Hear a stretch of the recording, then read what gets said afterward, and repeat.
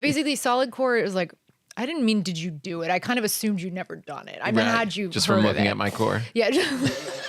Looking at the bread I baked you. You seem to have a very solid core. That was not a dig. But yeah, it's definitely like, it's one of those workout classes where like the sound system is so loud and they scream at you on a mic and the mic is like a little like not crisp.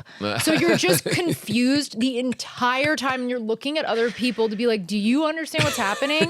No. And it's that for 1 hour. And I go, I can't pay to be confused. No. It's breaking bread. Nice to see you. Great to see you. I know, it's been a while. Cheers.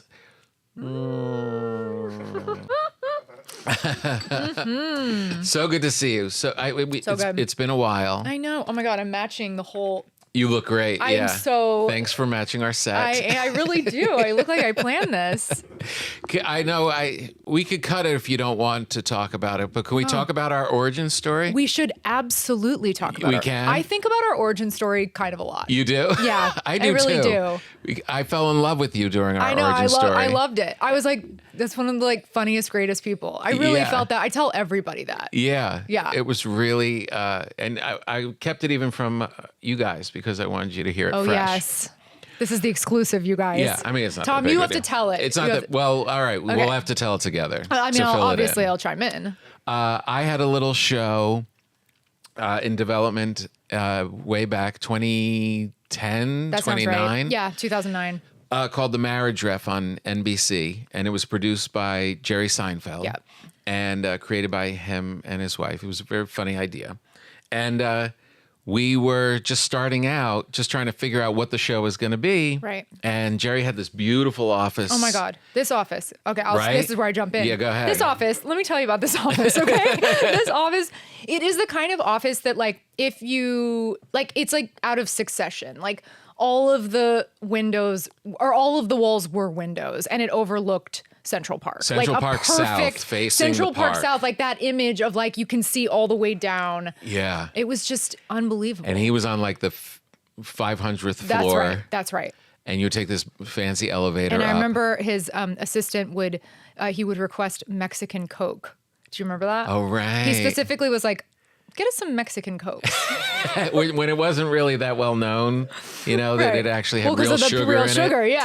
I mean, they Yeah. are delicious. It was just like, I didn't even know that was a thing. And I was like, oh, Jerry Seinfeld knows about this special Coca-Cola. Yeah. It's pretty cool. Amazing. And you go up and it's all business people, Yes. coming into this amazing New York building. Mm-hmm. And then you go into this office, which is still very cool and opulent, but it's a comedy world. For sure. Like it's just pure comedy. Yes. With also like a touch of cars. I remember he had a lot of car Right. memorabilia. Car there was like a stuff. Porsche Yeah. Jag. Like it was some- Seinfeld. It was Jerry. It was fully, like, what yeah, would you... I was like, oh, right. He's Right. Seinfeld. It would be a Jerry Seinfeld office. Yeah, It's yeah. cars Oh, and right, comedians and comedy cars, yeah. and complete high level success. Yeah, it was really, but you're right though, because it looked like an office for something deeply unfunny, Right. like finance. Yeah, right. And then you're like, exactly. no, like brilliant jokes are being Yeah, generated we're just going to here. tell. So it was kind of the formation of it and trying to figure out what the show is and stuff. And there were these writing sessions, and it was Chuck Martin and a couple other people, and very small, just like 3 or 4 of us. It was, yeah, Jeff And Cesario. Jeff and, Cesario and that's it. Chuck. And Chuck. Yeah. And Jerry. And just knocking around ideas. And we needed a writer's assistant. Yeah. How did they find you? They found me because Pete Holmes, friends with John Mulaney, told Mulaney, Jamie is probably quitting her job soon if you know of anything. And then Mulaney was like, I know that Jerry is looking for a writer's assistant. And so Mulaney got me my very first job in comedy. Really? I wouldn't think there would be a think he was at Mulaney SNL. Seinfeld connection at that point. At I know, it does 29. seem really early, but Yeah. I think he was already at SNL. So Right. yeah, I think that's how it, And he got how the it word. started. Yeah, exactly. That's great. That's yeah, great. Yeah, but I mean, yeah, I think I've talked to you about this, but it is such a hard job. It is it's hard. Being a writer's assistant is. It's a really hard job. I have a lot of feelings and emotions towards like the people who do that job. Now that I'm like in a writer's room and I'm not an assistant. Yeah. Like, wow. It's really amazing. It's a hard job. To be able to pull off, which I don't feel like I did. But like, I thought you guys were great, but I was like, I feel bad at this. Well, everybody loved you immediately, but this was new. I was so new. And being a writing assistant, as you have you done it, Maya? Yeah. I mean, there's so many even with like a bunch of people, unwritten rules. But if this is almost like when you do stand up, and like it's so much easier to do it in front of 500 people than oh my God. Yes. 5 people. Yes. Yeah, that was the thing. It was so intimate. It was so small. This is like pre-mini room. Like that was not even rooms were not this small normally. No. Yeah. And one of them is literally the biggest like comedian of all time. Telling you what to do. Overlooking Central Park, drinking Mexican Coke, surrounded by Porsches that I'll never be able to afford. Like it was just like correcting your grammar. Oh my God. Do you know I tell that story? No. There was one time, because you guys were so quick. I mean, this is like not a surprise. You guys were like, bam, bam, bam. Like it was so many jokes per second that I was like, whatever I do, just keep typing because you don't want to miss anything. Right. And so my strategy was just go, go, go, go, go. Who cares about the squiggly lines? Like just go. And then one day Jerry stopped down when there was a period where there should have been a question mark. And he literally was like, Jamie, typically after who, what, where, when, why, I was like, the blood drained out of my body onto the floor. I was like, and then I like kind of defended myself, like not in a like, what, but I was just like, I didn't know that. So, it's like a hard thing to be like, oh, I had this strategy. You don't want to talk back, It's just like, there's no win for me in that situation. I was like, totally. I was like, absolutely, that is so right. And then I like stopped and corrected Because it. there's a precision. There's something like even there, like I remember we couldn't have our phones on. Like that's right. You would literally there was no. Oh my God, there were right. no phones at the table. Like I forgot. I would have to wait until the break to call my wife or text anything, and she's at home with the kids and doing whatever, and like it was just silence. Like there was no communicate. Like it was. There's a precision to the way he works, which is why. Of course, all the success. Yeah. But not an easy, like you got to be on your game. You have to be really on your game. And that was your first job ever. That was like my very first, my That's first so job crazy. out of college was working in the press department at Comedy Central. But that was like a team effort. Like writer's assistant is so singular. Like you're it. Like you don't have there's no one else to collaborate with. Like you're there to support. And like also, and I probably talked to you about this already, but like I did not know like what the etiquette was of like chiming in. And I just remember like now looking back, I'm like, oh my God, I'm sure I like spoke way too much and I should have just shut my fucking mouth. Truly like whatever, 4 years into comedy. And I'm like, hey, you guys want to hear from me? And you're like, no, who are you? But you guys were always really nice about it. But I'm like literally laughing while I'm typing, which also does not happen that often in like narrative writers' rooms. There are funny moments, obviously, but not everything is a joke. It's more like this was all this jokes. Is for story, or this could be cool for this character. So this was pure. It was basically just hearing like an amazing hour of stand up, or actually like however many 9 hours, 8 hours of stand-up. 8 hours of stand up every single time. It was a blast. The show was great. It was really fun. It's such a good concept. The concept is amazing. Unbelievable, that concept. There were there were too many moving parts, and there was a lot of like weird casting stuff, and it had its reasons why it didn't like become a huge hit. But at its core, that you need an outside person to solve marital fights because they'll go on forever. Yes. You have to call in a ref to make the final judgment on whether or not who's right and who's wrong. That at its core is it's unbelievable, the concept. It really I will never is. forget the girl who flossed in bed. Do you remember that one? Oh yeah. That one really stuck with me. It's a weird how those things stuck. Yeah, that one. Actually, that's the one that I really remember. She would just floss like it was no. Like the particles were landing on him next to her. She had no problem. She didn't think there was anything socially wrong with just flossing. Yeah, she's like, I just flossed in bed, and it was like, but he was so close to her, and I was like, yeah, I can see why this maybe is an issue for you guys. I could see. Oh, I know. We should bring it back. It's so great. It seems so evergreen. Also now, I think there's more of a culture around what do you call it? Like couples counseling and like Yeah. you know, there's like what's the show that's on Showtime? Have you seen that one? Oh, Couples therapy. Couples Thank therapy. you. Yeah, which is very successful. That's like Right. the non-funny version. yeah. But I was like, yours is kind of like the comedic version of couples Yeah, therapy. right. Yeah. Yeah, no, it could work for a lot of. How long did you do the job for? I feel like it was only remember. maybe a month. Yeah, It was really because it was just kind of we're just kind of quick. incubating. It wasn't like a steady thing. But it was cool because I got to go to the taping, which was really fun. Right. Also completely nerve wracking, like the Yeah. edits and the putting out a new script every time. I mean, that stuff, again, that stuff like you can't like learn that really from anyone. Yeah. Unless you were to shadow another assistant, but I had a job before, so I wouldn't have even had time to do that. Yeah. But anyways. But that's our origin story. that How is cool our is origin that? story. Young Jamie just running around New York. Yep.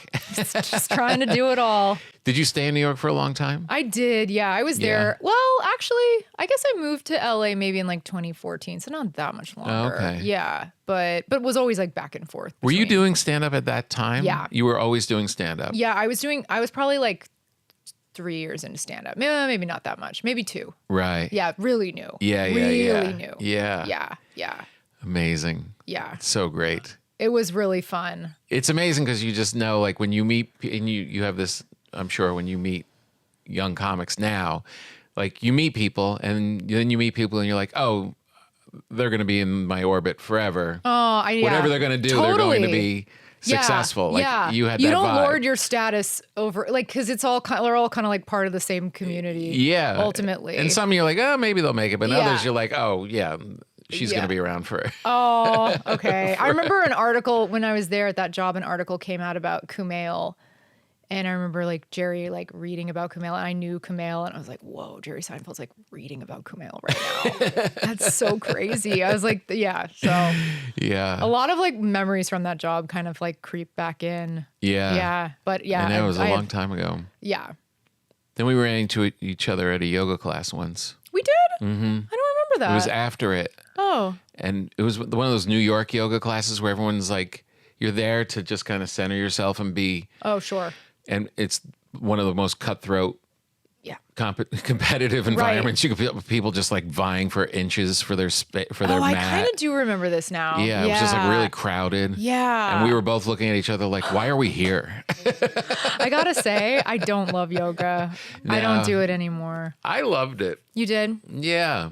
When I came out here, there was a place near here that was really great. And I think the key was a great teacher. I'm sure. Who wasn't too, artsy fartsy about it. And Yeah. she was just kind of like, did it. It wasn't too workout class. It wasn't too, self-helpy. Yeah. And it was just the sweet spot. That's awesome. But when I lost her, I lost it. I haven't lost done everything. it.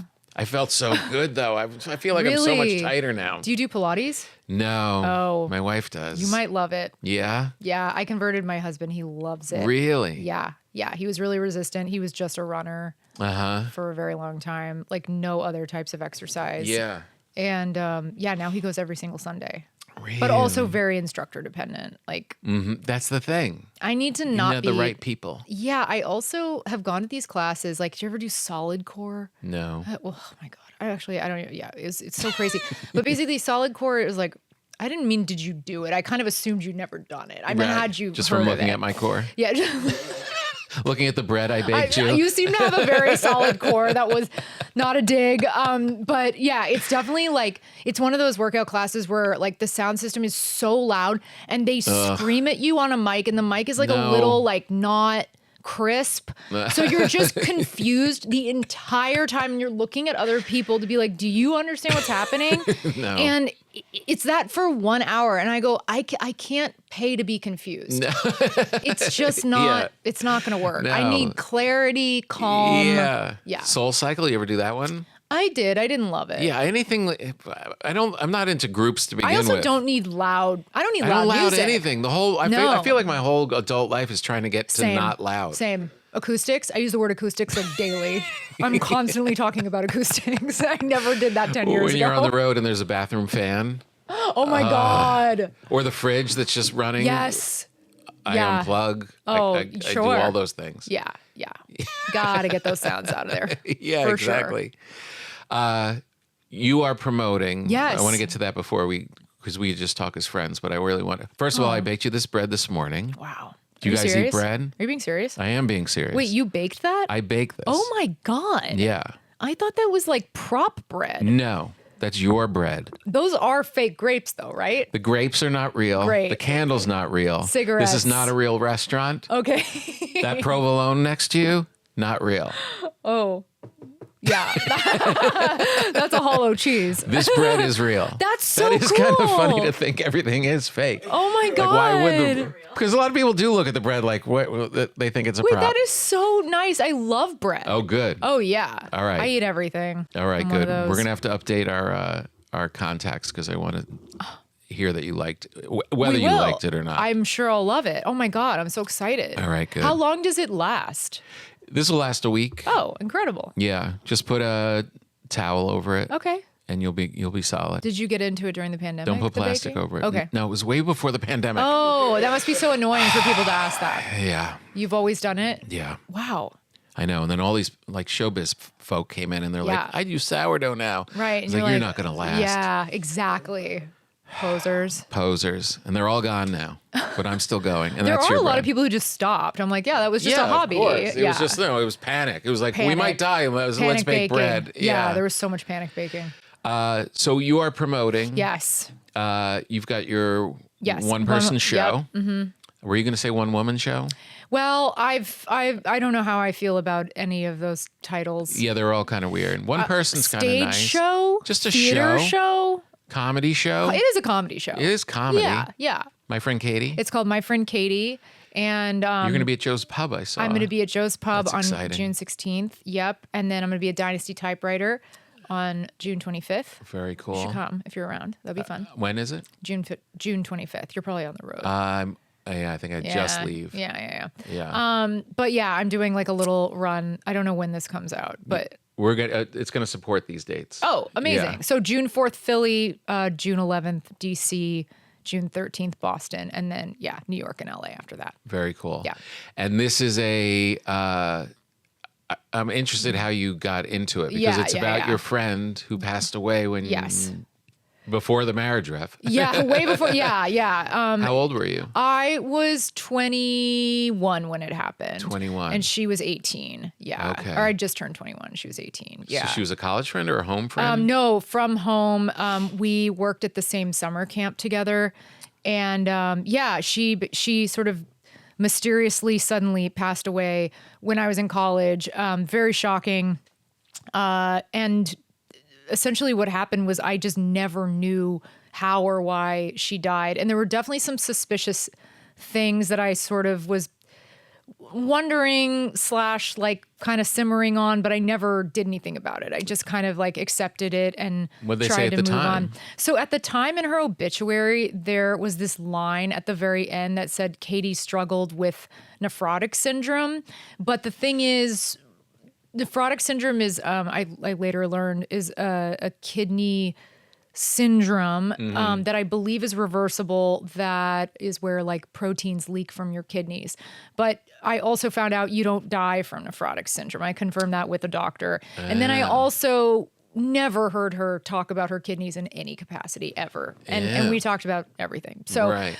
It was those two things where I was like, wait, what? And also like struggled with the wording was always a little strange to me because I'm like, you don't, if someone has like an illness, like if someone like has cancer, you don't say they struggled with cancer. Right. So that always was like, I don't know. But then I was like, maybe I'm just being like a weird, like linguistic nerd, or I'm looking for things that aren't there. And I just kind of swept it under the rug or tried to. And then when my dad passed away when I was, that was in 2021, I had gone back to Dallas to obviously to be with my mom and all this stuff. And I realized that the last time I had been in Dallas for a funeral was for Katie's, but the difference is that I knew how my dad died. He died of a heart attack, but I did not know how Katie died. So that was kind of like what set the whole thing off. And yeah, I kind of went into The this, wording like, is weird. It's to say weird. they struggled with that. It's almost, it's like they're trying to put you off the scent. it felt that way. Yeah. Yeah. They're trying to mislead, Yeah. And we're not going to tell you what it is, but they struggled with overeating. Well, Yeah, that's wait, the what? thing I feel like struggled with is like, Yeah, it's struggled more like with. you could fix it if you worked hard enough. Yeah, Or if something. or it was just something in the background that was a problem. Yeah. That you'll think about now rather than what Right. we want you to think about. Maybe. Right. It always felt like, yeah, like a little like, look over here, don't look over there. Yeah. And yeah, so that's kind of when it all started for me. And then so then I essentially just like went on this weird journey to try and figure out what happened to her, which really was not creative at all. It was just more of like this strange compulsion. Just wanted to find out. Yeah, just wanting to find out and then starting to feel like strangely getting closure, or I don't even feel that I've gotten closure, but trying to achieve closure was so wildly satisfying in this way where I was like, this is going to sound weird, but I was like, this is the most fun I've had in a long time. Right. Like it really filled, or as they say, filled my cup. Like it really filled me up in a way where I was like, whoa, I did not know how badly I needed this. Why do you think that was? Because it was just a question mark? It was just like, I would talk to people, like people I hadn't spoken to in 20 years, but also like if they knew someone who might know something, like it really was an investigation. I was like chasing leads, calling people, cold calling, showing up at people's houses, flying to people's houses in other states. Really? Like, yeah, it was like a full blown. And I also happened to be very, very close with this woman, Emma Cortland, who's so brilliant. She is a journalist. She had this great show on Spotify called Crime Show.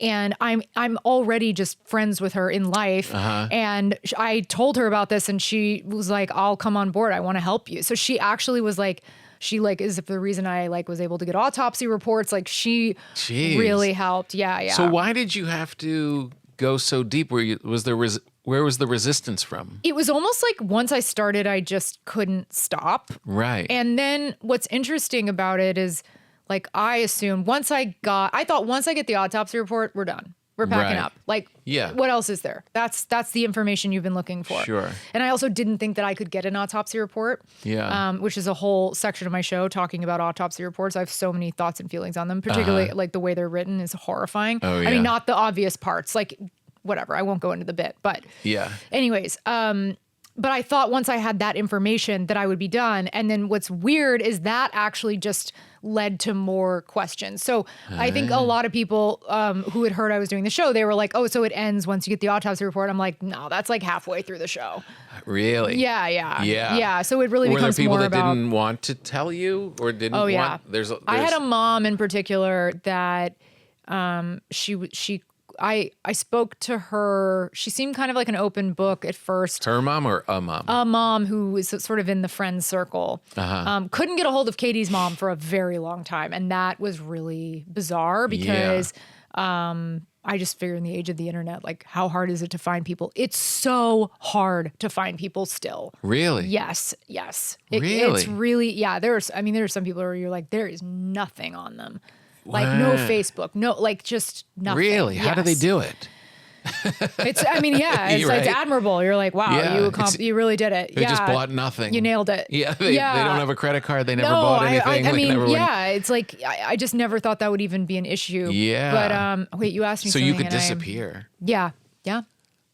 So a mom. Oh, a mom that I spoke to at first. She's a mother of one of my best friend's friends. So I kind of already like sort of had access to her. We all went to dinner one night as friends. And then she kind of like turned to me and was talking to me and seemed like a pretty open book. And then the next day she called me and she was like, I thought more about it overnight. I would not go sniffing around.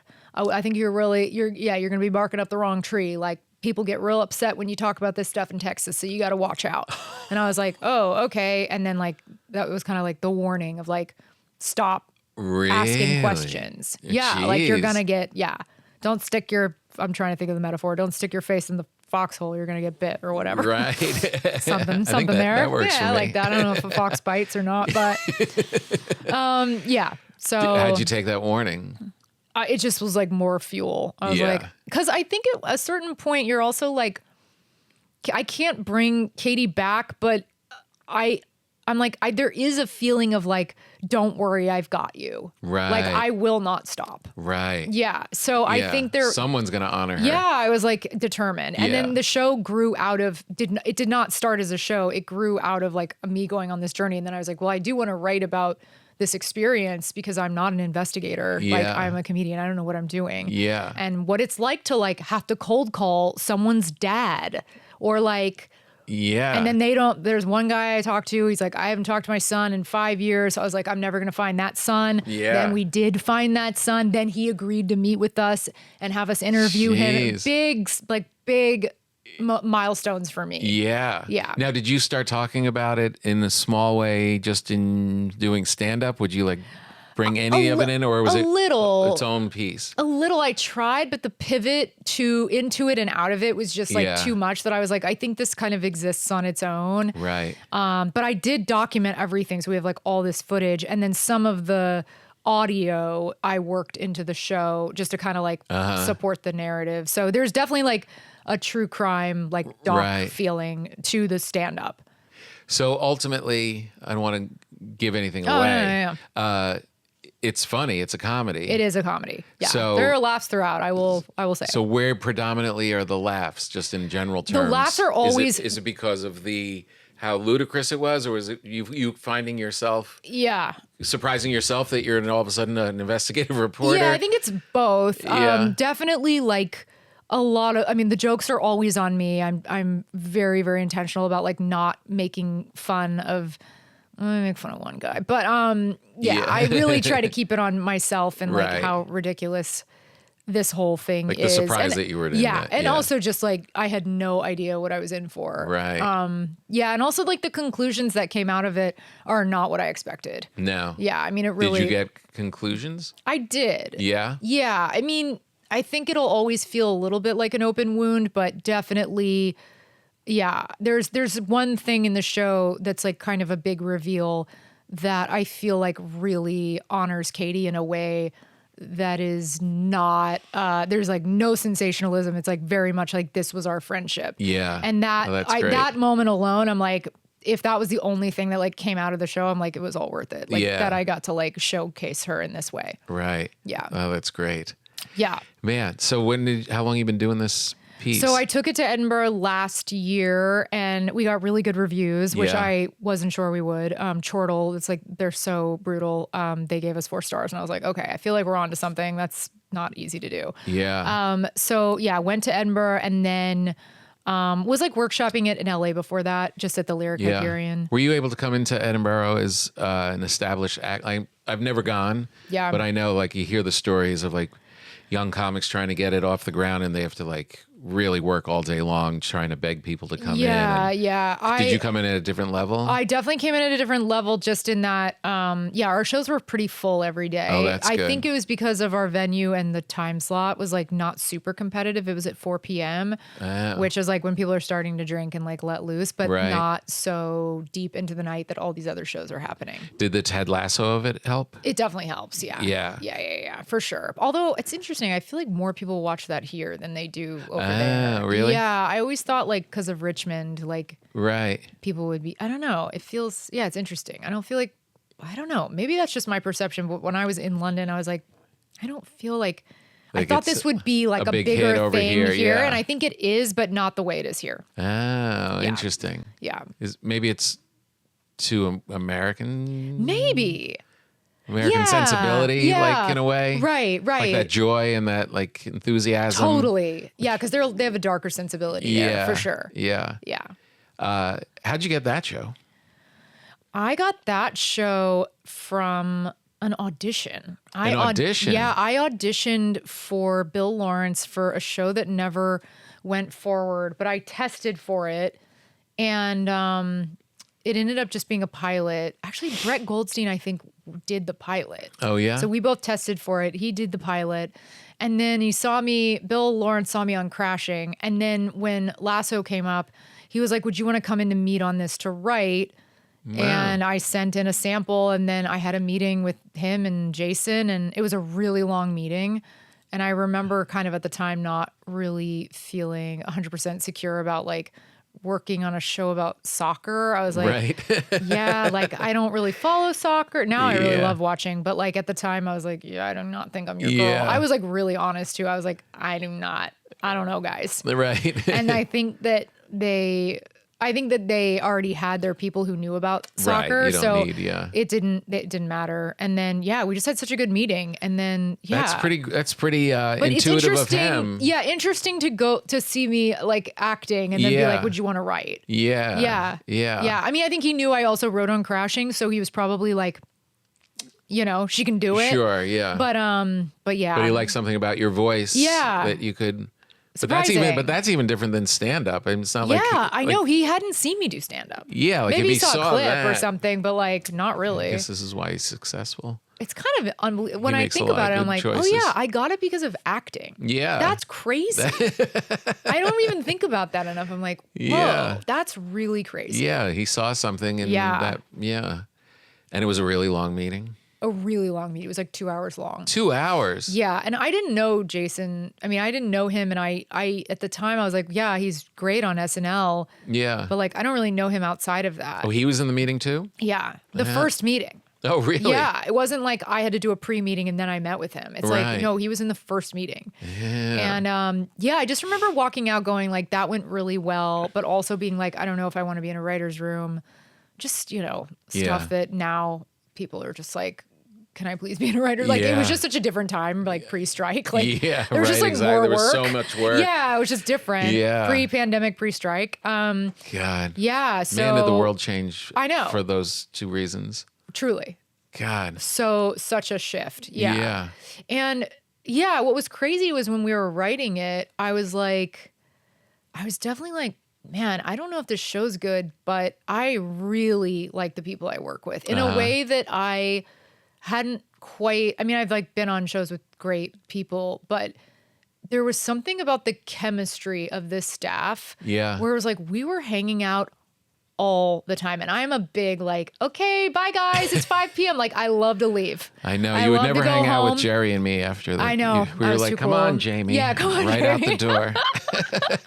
But I really like had never done that. And this was like, I like missed them on the weekends. And we would like go to the beach, go to Dodger games. Like we were hanging out constantly. And it That's was like great. that. I remember going, I hope the show's successful because I don't know that I'm going to have this again with coworkers. Right. Yeah. And is that attributed to Bill or? I think a lot of it is. Yeah. Yeah. He really sets a good vibe and Yeah. he makes you feel like everything's going to be okay. Like there's Right. no like the ship is sinking vibes with him. Everything is fixable. Everything is solvable. That's so We're important. not in crisis. Yeah, it God. really is. Haven't you been in scenarios where you have the opposite of that? Yes. Oh. And Yeah, the every guy- time they come in, Yes, it's like, oh yes. no, what's Oh, my God. what's wrong now? Absolutely. Which is such the antithesis to having the space to make comedy. Right. Because you really can't be thinking about job security every second. Absolutely. Yeah. And it was always like, I think at the time, like when I first started, I also was like, what's my role here? Like Yeah. now I'm like, I kind of do it all, but I'm like, at the time I was like, I think I'm the joke girl. I'm definitely not great at story. Again, got better at that. But definitely I was Right. like, I'm not like some people, I'm like, these people know story. Like if Yeah, I had to it's- pitch it's out my amazing. episode, I panicked. I was like, I don't know what the fuck happens in this episode. Yeah. And that's a then- hard thing. Yeah. It's weird that those don't normally align. They don't. You have to. I mean, I really like learned to write by being in writers' rooms. Yeah, Like I could do yeah. it. I could fake my way, but like actually feeling like I really understand structure and stuff now. I'm like, yeah, it took a minute. Yeah, because I came that's- from stand up. Right, exactly. Yeah. Yeah. You're thinking jokes. Yeah. Yeah. The how quickly did you know it was a hit? I knew it was a hit. That's a great question. Because I think it pretty much was. It was right off the bat. pretty quickly. Yeah. I think maybe it was. There's no like big moment that I can think of, but I Yeah. just there was no big moment like I was in a restaurant and I heard people talking about it or Yeah. anything like that because it was all during the pandemic when it came out. That's right. So I didn't really get to like enjoy it on that level. But then when we were nominated for Emmys, I had a feeling of we're gonna win. You did. Yeah, I Yeah. did. I was like, I think we might win. Well, the vibe was so strong. I mean, was really it was such a strong. dark time, Yes. and the Also, light my dad had just died. Oh, he did? Yeah, he had just died like 2 months prior. And Prior to what? Prior to the Emmys. And when I was at the Emmys, that really got me. I was like, oh fuck, I won an Emmy, and like he didn't get to see that. It was like really heartbreaking. Yeah. But also it was a pandemic and we're in this weird tent and I'm like, what is happening? Why are we wearing ball gowns under a fucking piece of plastic? We all have to socially distance. I literally am wearing my like Roland Mouret like beaded gown to like a fucking porta potty in the parking lot. Like it was the so least weird. glamorous Emmys you've ever seen. And then I was like, I won? Like, what does that even mean? What is all of this? Like, our world is crumbling. Like, it was just such a strange time. Yeah, it is so It bizarre. was so bizarre. So bizarro. Yeah. Yeah. And then your dad's not. Then my dad's not there, and I'm like, wait, what? Like, all of it. But then the whole world is upside down to begin with. Truly. Good Lord. Yeah, it was just really surreal. All of it was surreal. But it has to be pretty cool if you could fast forward a couple of weeks and there's an Emmy in your place. Yeah, that had to feel pretty great. It was great. The day after the Emmys was like one of the best days of my life. Was the day after the Emmys, and yes, of course, because we won. But also that feeling of like you don't have to go to work. You actually don't have to do anything today, but just like chill, be on your phone, post your photos, like put your feet up, watch TV, like call your mom, call your friends. Like it was just such a like time out. So great. In a way that I was like, this is like the purest, like that feeling of accomplishing something and like actually giving yourself a break. I like don't ever do that. I'm just like always like the most self-punishing. So in normal times that would be a moment to cherish, but also pandemic, family, all the rest of it thrown on top, and you don't have the time to sit and wallow in it. You just have to keep going. Yes. That's like a real moment. Yeah. I have a funny COVID moment. Oh my God, tell me. With you. Oh. It was because what did I do? No, it was you were totally cool. But I was, it was comedy. The comedians were, I think, the best during all of that because they were just like we're gonna do shows on rooftops, or we're gonna keep doing something, and we have these people do whatever. So Whitney had that show. Oh my God. Whitney Cummings decided at her place on her patio, set up a stage. Yep. Did the whole thing. Backyard. She was amazing. Just like this. It was so cool. Lighting, the whole thing. Was just going to put on a show for like 20 people. Yeah. And she asked some of her comedian friends to come and do a set, and she got us pizza, and it was lovely. And I was like, it was one of the first times that I had been really out, doing stuff like that. Yes, right? Yep. You remember this? You kind of do, yeah. And I'm like, yeah, I'm doing okay. I'm doing all right. And then you and I were this close. Yeah. And I was like, hey, Jamie. And you were like, hey. And you oh my to God. get a second take, and you were like, Tom? I had a beard. I remember my this. hair got long. I remember this. We were sitting next to each other. We were next to each other, and she didn't recognize me God. at all. And I was like, oh, I think I've been like a gnome. That's right. Hiding in a cave. That's I'm like, I'm still normal. And you were like, Tom? I'm there with sideburns. I'm like, yeah, Jamie, how's it going? That's so. I do remember that now. Yeah. And I remember because you weren't being funny. You were just kind of like shook. Oh my God. And I was like, I think I need a haircut. That's so funny. And then Natasha Bedingfield was there. Do you remember that? That's right. She sang. Yeah. This was before the resurgence of that song. And she was there. Yeah. And she was there and she sang the song. We were all like, we love this song. And then it's like a couple years later, it's like, that's the biggest song in the entire world because of that movie. And she had like a little posse with her. Yeah. She had a tiny posse, I think. Yeah. So. Yeah. That was so funny. Yeah. It was I a really went home and interesting, was like, I got to get my act together. It was an interesting mix of people. Like Whitney knows so many people from so many different like types of artistry. It's really true. It was really like an interesting group. It really was. Yeah, but I appreciated that she did that because I think everyone was like really starved for connection. Yeah. Fitzsimmons was there. I think Spade was there maybe. Yep. Tim Dillon maybe. Yep. Tim went up. Yeah. Yeah. And we're all doing sets like for each other. Oh, it was just like it was just trying to get that nerve-wracking. muscle to be like yourself. So hard. Yeah, so hard. Again, right? Oh, I hated doing that stand-up set. like that. So much different and than also like I hated that set because I also was just like I don't even know like what I am as a comedian right now. Like I didn't even know who I was. I was. Yeah. My friends didn't recognize well, you me. were like cast away. I look over, Tom's like Cast Away is fully perfect. talking to a volleyball. I'm like, okay, Tom. And it's so weird to think about. I had a family. I saw them every day. It's so, I mean, yeah, the hair growth on everybody. My hair was like down. I was like, what was that singer in the 80s? Like Crystal Gale. Right. Do you remember she had like hair to the floor? Yeah. That was what I looked like. Yeah, I took my my older daughter to Portland when it was the first time I did a set during Maine pandemic. or Oregon? Oregon. Okay. And it was during like the riots and all of that Sure. kind of stuff. Oh, and, yeah. I went there around that time too. Yeah, and it was lovely. Like Yeah. there was no reason not to go. Right. But but she came along just to like get out of the house and go do something, and she got a haircut, and it was her first one during all the troubles. Sure. And I remember we sat after, and she was like, she transformed. She was just so light and happy, and it was like the world kind of started to make a little sense. You're in a different city, Right. your hair's cut. It was like you could tell like the order was kind of coming back in for her. Oh. Yeah. Yeah, haircut. Yeah, especially during that time. I don't remember my first haircut, which is weird because it was such a big moment. Yeah. Right. Yeah. Yeah, it's a big deal. Yeah, it was a big deal. It's strange. And she that was I like, don't "Do you want remember one, it. Dad?" I'm like, "No, Jamie says I look good." Jamie says, "Don't change a thing."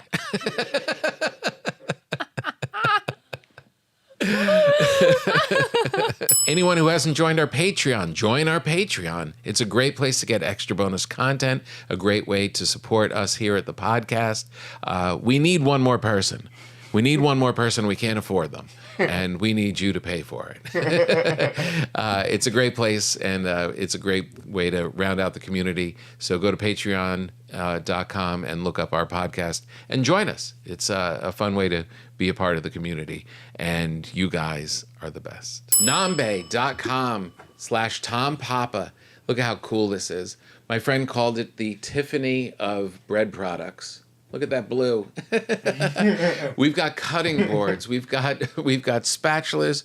Everything that I use to bake these breads that I give to the guests all the time, I was able to design with this company, this super cool Art Deco versions of it. It looks great. It's very useful. Even if you don't bake bread, they have these beautiful flour containers and sugar containers and just a great line of stuff. I'm super, super proud of it. And I would love if you got some. And go to nambe.com/Tom Papa, and you will get this beautiful box as well. There's a gift set also with a whisk, a bench scraper, and something else in there. I forget.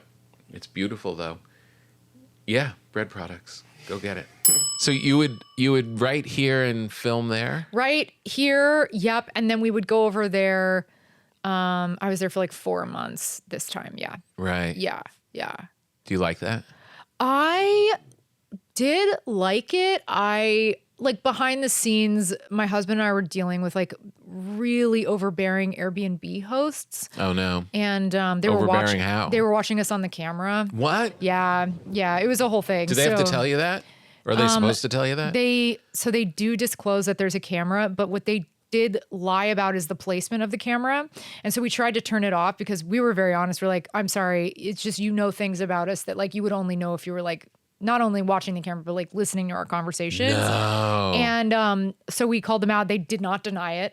And then we just unplugged the camera because I was like, I can't live like this. Like I can't be watched. Weird. And then within 10 minutes of unplugging this camera, we get a text on the WhatsApp that's like, hey, when are you guys going to reinstall the camera? And we were like, we're not, because we don't feel comfortable. And they're flipping out. Well, you have to put the camera back because there might be intruders. I was like, this is not about intruders. Like, you guys, something is going on. I don't know why you're watching us this closely. Yeah, so it was just constant. And they were always like messaging us about stuff like, just like, leave us alone. Like, I was working such long days. I'm leaving at like 6 a.m., then our studio is like by Heathrow. So I'm like schlepping over to Heathrow every morning and back at night, 8 p.m., go to sleep, wake up, do the same thing the next day. We're like really in the thick of production. And so to be getting messages from the Airbnb host about stuff was just they're like, we can't see you naked right now. Yeah, I know. They're like, what's up with that? You're like, you creepos, like leave us alone. That is weird. Then at the end, Yeah. they tried to charge us for damaging their floors. And What? yeah, and their floors, weren't damaged. Like they looked the same as they did when we moved in. But their shower didn't have a door. And so the water would leak out into the hall. And we videoed it and we sent it to them. We go like, there's a problem. Like your drain is clogged. And then the woman tried to blame me for like having hair. And I was like, listen, like I didn't clog your drain. And if I did, like, that's still not my, like you have to, like you have send to, someone to fix it. you have to fix it. Yeah. And so that was weird. So then they blamed us for like ruining their floors. And then Airbnb saw the video and they were like, they didn't ruin your floors. And then, but then when that didn't go through, then they were like, but you ruined our linens. And we're like, what? Also, their linens were like, honestly, like about as soft as like sandpaper. Like they were the worst, most disgusting sheets. And I'm pretty sure they came pre-stained. Like they were not that clean. God. And I was like, just buy more sheets. We didn't ruin your sheets. Your sheets were garbage. Oh, weirdos. Yes, constantly trying Did you to ever like meet get more them? money out of me. No. It was always just They live in Toronto online. and they would just like spy on They live in us. Toronto? Or sorry, they live in Toronto. Yep.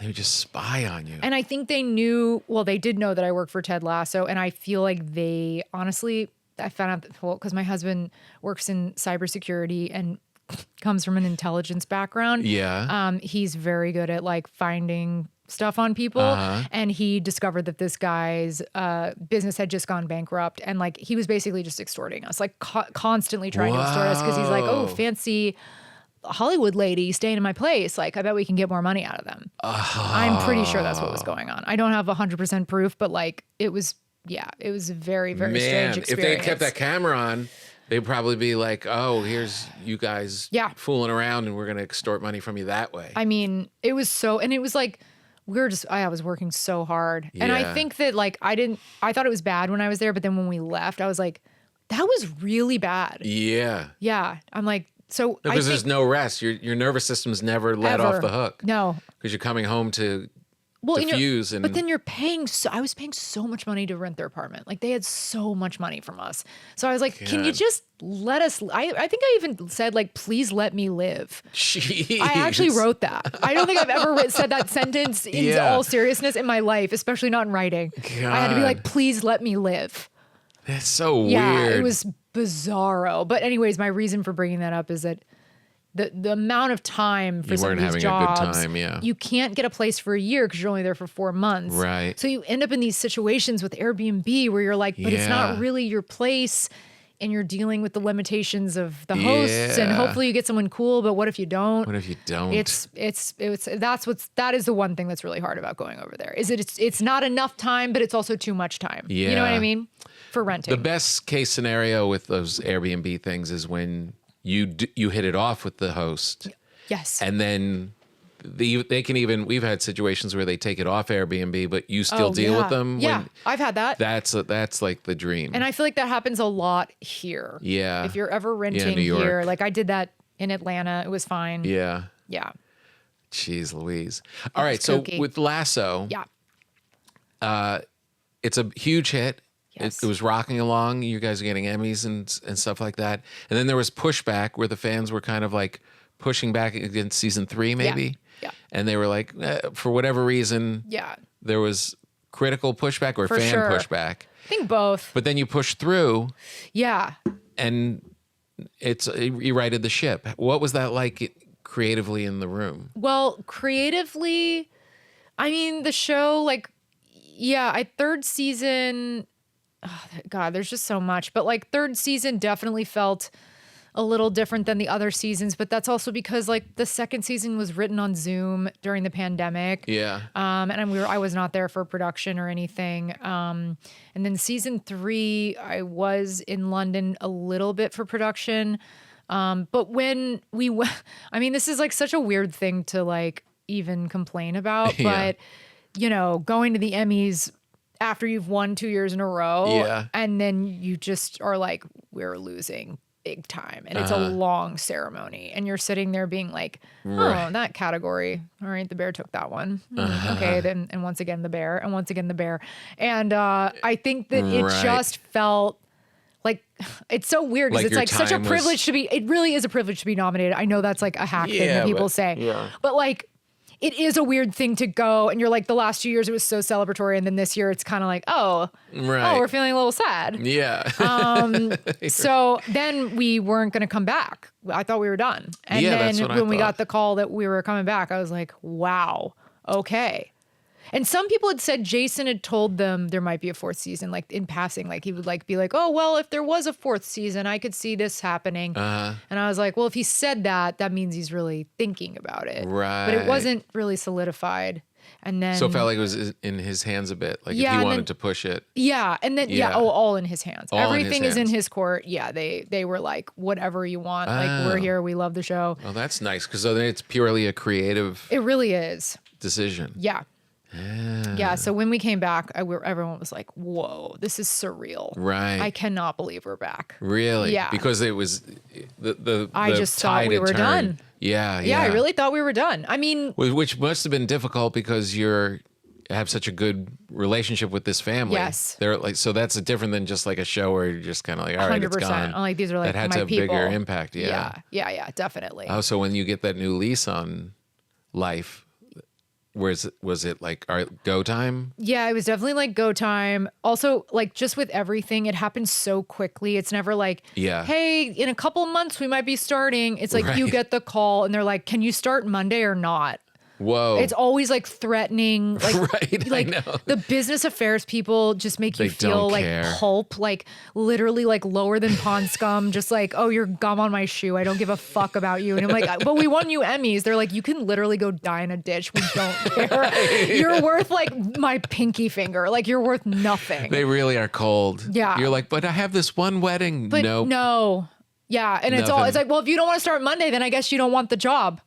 And you're like, right, but you're not paying me my salary. Yeah, well, are you worth that? No. Oh, geez. And you're just like, I mean, negotiating a contract, wow, nothing will make you feel like more worthless. I think that's where the agents and lawyers actually make most of their worth. Yeah, because they stand up for you. And not telling you what's being... Oh, God. what the first offer was and what's... Filtering. Yeah, exactly. Yeah, it's always like, well, we're trying to get it up. It's like, oh, they told you I am not worth paying. They literally were like, we don't need her. You don't need to know. Yeah. Let someone else make those calls. Yeah. But enough to come back. Yeah. Yeah. It's so crazy. It is crazy. Well, it's crazy to like have a show like, to just like have a show that did well and like, but because of the nature of our industry, like we're not in like you're still a show on TV and like, you know, everything feels so like fleeting and fickle. Yep. Even the ones that are successful. And you're right, because as soon as you're successful, it's over. Yeah. You know what I mean? It's really wild. You can sustain it somewhat, but it's really, there's only one direction you can go in. Exactly. So did you feel like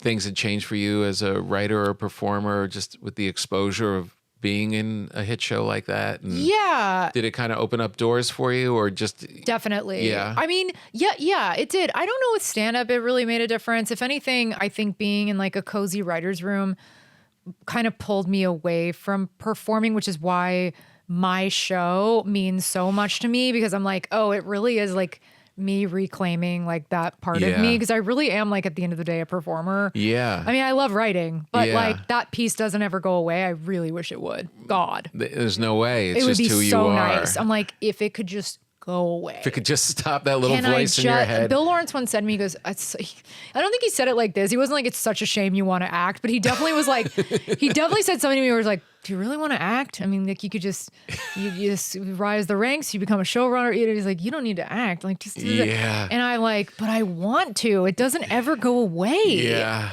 I know. And it feels like, sometimes it feels childish, but then I have to be like, it's not. It's not. It's a job. And it's a job people like. And more than that, it's kind of who you are. It is. It really is. I remember a director saying to me, like, I ran into him in New York. Yeah. I had to go do a spot and then come and see him. And I went and did my spot and came over and he was like, you can't stop doing those spots. I was like, no, it's great, whatever. And he goes, what'd they pay you? Like $200? I was like, 20. He was like, what are you doing this for? Right. No, But it was like, because it's everything. That's why. It's everything. Yeah. It's so, you cannot shake it. Yeah.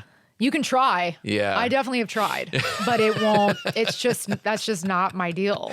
Yeah. Yeah. So aside from the show, I mean, the Yeah. show gets you back into the Katie shows. Yes. Giving you that thing. Yeah. Are you doing sets also, or Yes. is that satisfying you enough? No, doing sets also, going up at the Cellar, which has been great. Oh, cool. Yeah, and that's kind of been it. I've mostly just been sending my avails in there. Yeah. And then I did a little bit of the Stand and a little bit of New York Comedy Club, but mostly Right. the Cellar. Yeah, I So could all be New York. pursuing it harder, but yeah, this is all while I'm living in New York. Right. Yeah, right. yeah. How long are you going to be in New York? I think I'm there at least till October, but maybe Okay. longer, depending on, I don't know. Depending You're a on little bit of a stuff. gypsy. You're kind of just living everywhere. Yeah, kind of. Based on the gig. I think, especially with the London for 4 months and then almost right into this Yeah. job. So, yeah. How's that feel? Are you cool with that? I am actually okay with it. You are? Yeah, yeah. Because you're with your husband. Because I'm with my husband and like he's like he had to live in Saudi Arabia for 2 years and he's like pretty given that he's not a comedian, Yeah. he's really like understanding of that lifestyle. Oh, that's great. In a way that is pretty cool. That's good. Yeah. He loves New York. So like Yeah. it's a dream for us to be back there. Yeah, that's fun. Yeah. To be able to go and do that It's kind so of thing. yeah. So you don't have dogs. We have 3. What? Yeah, they're all living in the apartment. It's so crazy. Wait a minute. Yeah. Because my wife really wants to spend more time in New York. And, Oh yeah, we do it. And I'm like, yeah, that'd be fun. We'll go there for 3 months. That'd be fun. Yeah. Work at the clubs and be Yeah. with all our friends. Yeah. But it always comes down to the animals. Well, how many do you have? We have 2 dogs and a cat and a lizard. That doesn't really count. Right. Oh, and a bunny. Oh, and a bunny. Yeah, Charlotte has a bunny. But that's your responsibility. Oh my gosh, Charlotte has a bunny. Yeah. I mean, I think you could do it. So tell me how you do it. Well, I mean, we just have dog walkers. We have a daycare. It's so expensive. So I'm hemorrhaging money towards dog walkers. I know, no kidding. Because especially with a day job, I'm like, what do I do? Yeah. So They you could just bring come with- all 3. They come with you to London, or they come with They you went to London. They did. Yeah. Which isn't easy to do, right? It to was get not dogs over there. easy. Right. Oh my God. No, not You got to easy. know people. Yeah. We had a concierge help us with that. Right. Yeah. There are God. services that can help facilitate it, but there's really no way around. Yeah. Like there's just a lot of bureaucracy that goes yeah, into into another country. I know people Yeah. just want to like move there permanently, and it was hard to get tough. their dog. Really tough. But going to New York, so you just like find a place that'll accept pets, Yeah. and just bring them. And we were just honest, like with the people. We were like, we have 3 dogs, and they're like, cool, like you can move in. It has not been an issue. There's also at our building, some of these buildings are getting super dog friendly. There's a dog Yeah. run on top of the building. Oh, really? Yes, so they have like a full little like area where they can run around and pee. And, Jeez. yeah, and then there's a park right across from us, so I take them there. Prospect Park isn't too far. Yeah, they're kind of Doesn't living the sound dream. that hard. They're loving it. Okay, we don't really do this on this program a lot, but we're going to cut all of that so my wife doesn't hear it. And Charlotte, when we go home, you don't say a word. Charlotte. Oh my God. That is oh, that sounds pretty easy. It has been pretty easy. They love it. The dogs love New York. They do? They love it. After being in LA with They all love of the it. No, really? they're psychotic here. Oh my God. Really? They're worse here? Yes, anyone who walks by, they're just like, "Ah!" like Yeah. they flip out because they're just like startled constantly. Oh. But in New York, you're always startled, so they're just perma-startled, and that way they don't flip out. That's crazy. It's amazing. I never would have thought it went that way. It is so overwhelming there that they actually can't focus on what to be mad at. That's hilarious. Yeah, it's incredible. It cancels all Just of like it the people, actually. Yes, everything cancels it out. So it's so chaotic that it's quiet. I see one guy walking in my front sidewalk. I'm like, who's that guy? Yeah, you That turn would never in, happen in New No, you York. turn into like neighborhood watch when Yeah, you're that's here. right. You're Yeah. always like somebody's up Haven't to seen this something. guy around. Yeah. Yeah, there's always like a project of like someone's, like when we're here, like my husband's like, yeah, somebody's hanging out by the dumpster. I'm just going to keep an eye on that. And I'm like, okay. I'm like, the whole city's a dumpster. You don't have to keep an eye on anything. It's great. Wow. That's remarkable. Yeah, it's pretty Well, great. I'm glad you're doing stand up there. That's fun. Yeah. That's cool. Yeah, it's been fun. And you'll be there through October. Maybe you'll do Come to Papa when I do when it at is the it? Underground. I do like this like Prairie Home Companion kind of a show. Fun. Yeah. Wait, at Village Underground? Yeah. Whoa, when is that? Yeah. Probably due in July. Oh, good. I'll be there. Yeah, okay. Oh, amazing. Yeah, I'm yeah. definitely coming to that. All right. No, you're going to be in it. Oh, I'll be in it too. But Yeah. I would either way. All I would right, come cool. to it or be in it, whatever It's you want. really fun. It Okay, really that would is a be good really one. fun. Yeah, I would love that. Okay, Yeah, we cool. can hang in New York. Yes, I would love that. And then we'll have Jerry sit in the back during your set and going, Yeah. you know, Jamie, when you start a joke Oh with my who, God. It's so traumatizing. Although it is such a funny story. it's a great To have story. him in his Jerry cadence be Yeah. like, who, what, where, when, what? It's like, how many people can say that? It's crazy. It's so great. But honestly, it really means a lot to me watching you achieve all this stuff and do all this stuff like since that time. Like, because we see each other somewhat, but Yeah. But watching your success has been really fantastic. It's really nice. Yeah, Tom. Thank you. Yeah, it really is. It really is great. I wish I could see the Katie show. You won't be there June 16th, will you, in New York? No, I don't think so. I'm gonna think I'm gonna hopefully just like miss it. do it for a longer run. That's my goal. oh, is that's to your goal? like, Yeah. I really want to do like an off-Broadway run. Oh, So that'd be I'm cool. inviting a bunch of people to Joe's Pub to like hopefully get closer. That would to be that. great. Yeah, That would be great. that's why I was like, maybe if I stay past October, it'll be for that reason. I hope. Yeah. Yeah. Oh, that would be really cool. Yeah, Because but I mean, you can definitely set that up. Yeah, it's just like that's a whole other world I really know nothing about yet, and I'm kind of Yeah, learning it. it's a like lot of the promotion. Theater world specifically is like there's some crossover, but also not. So I'm kind of like taking it day by day. Just call Birbiglia and I know. it'll be done. I should talk to him about it. yeah. Yeah. I mean, no one could guide you better than I mean, than he's Mike. he's the guy. Yeah. Like he like pioneered that whole Yeah, thing. yeah. So Yeah, that would be good. Just so I could see it. yeah. I want would you be- to see it. That would be really cool. Yeah. How depressing would it be if I'm like finally in New York and you're like, come to my show, and I'm like, I'd love to, but I have to walk these stupid dogs now. These dog sitters charging an arm and a leg. That's my new job. How can people find out about the show? Where should they go? All of my ticket links are on my Instagram, which is at really Jamie Lee. At really Jamie Lee. Great. And and then I have my tour dates all of June, and all of that information is Awesome. there. Yeah. All right, and you have to make sure our numbers are up to date. Oh 'cause yes. I want to see how you I'm like gonna the bread. we have to have bread chat. All right, cool. Okay, great. Thank you for being here. We got it, kids.